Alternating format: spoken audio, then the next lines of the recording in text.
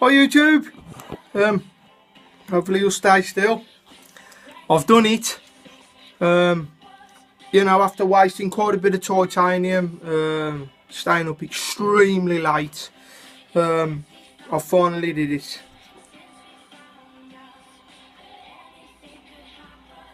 There's one minor mistake on this. This is mine anyway. That I know now how to rectify. I sculpted my first titanium clip out of a solid piece of tie. I can't even start to tell you how happy I am. I just feel like doing cartwheels. The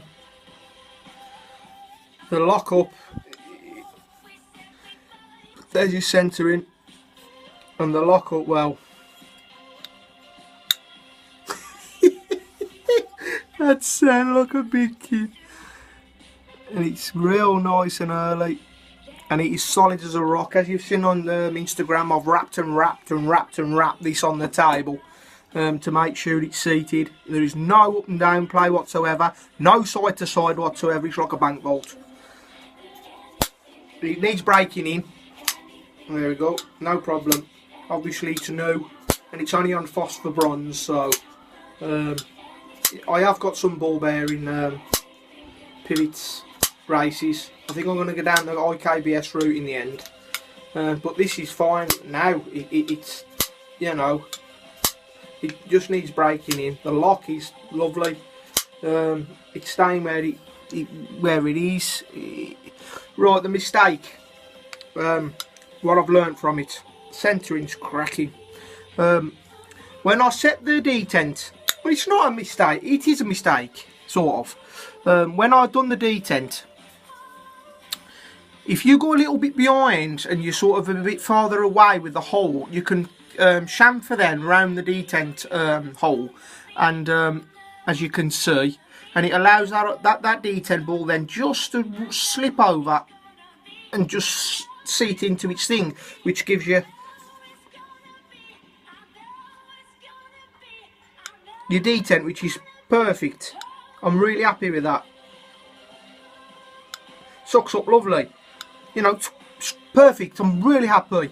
But what happened was, I didn't account for where it was and it coming out onto the blade. Now some people have these detents like that with a little hole out on the blade. It doesn't bother them, and they say the detent track out there on the blade doesn't bother them.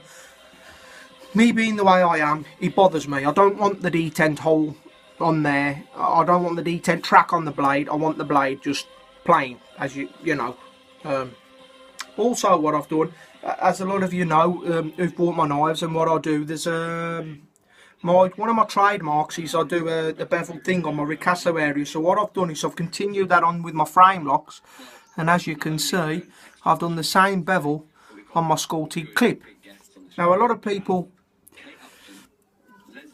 they make these frame locks and they're really, in my opinion, they're really let down by cheap clips, you know, just bent clips, and there's nothing wrong with them, and they're easy to get hold of and they're quicker just to put on or bend.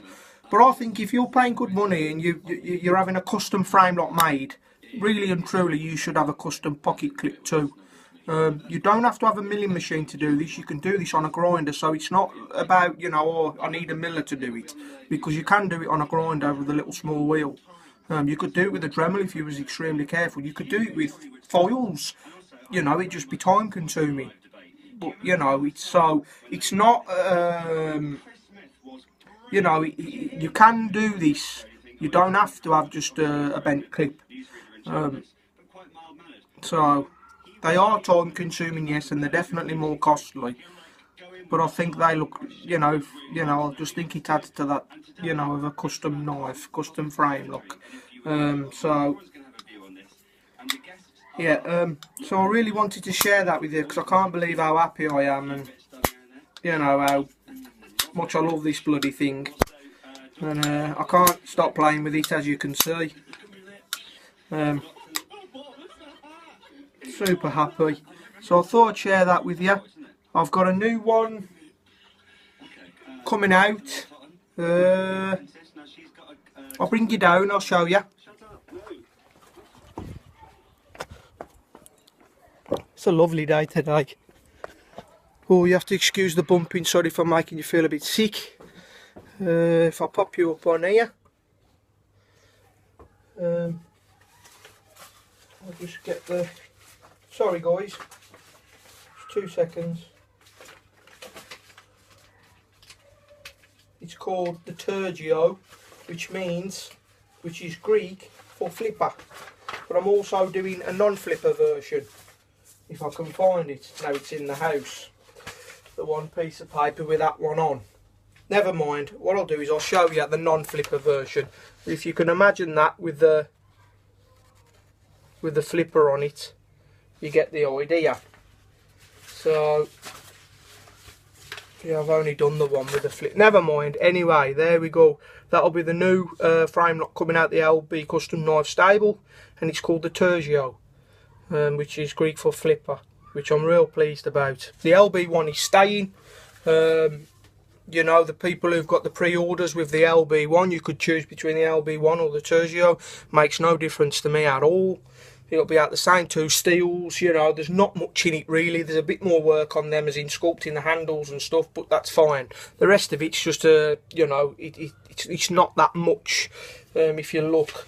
Also, I like a real high grind with mine, but, you know, like that, because it makes it really, really slicey, and I like to mirror that. But you can have it, you know, like that if you want to, or you could, oh, excuse me, you could have it really low down if you wanted to. You know, you can just stipulate that when you come to order. Also, I've built a friction folder for a good friend, and you can have a legal. I've got to assemble all this back together. You can have a legal friction folder version if you'd like. These are going to be the friction folders that people have got pre-orders with for the LB Custom Knives friction folder. That's what theirs will be like. Now they can have it out of full titanium. All this is micarta, sorry, G10 with stainless steel liners. Very nice. Okay guys, so and that, oh, don't forget, that's the LB one with what the flipper will look like.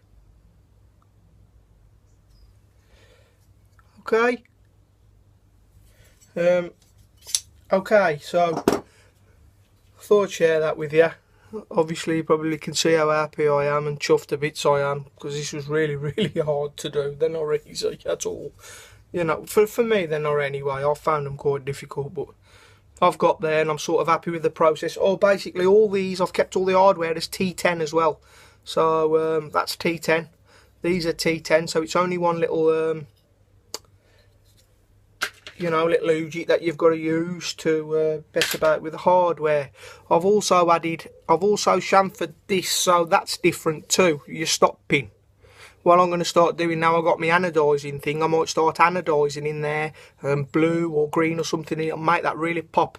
You could also, you know, if you want this, you could have your scales anodised blue, purple, green, like a bronze. You could have it a two-tone, you could have your clip blue, you could have this bronze.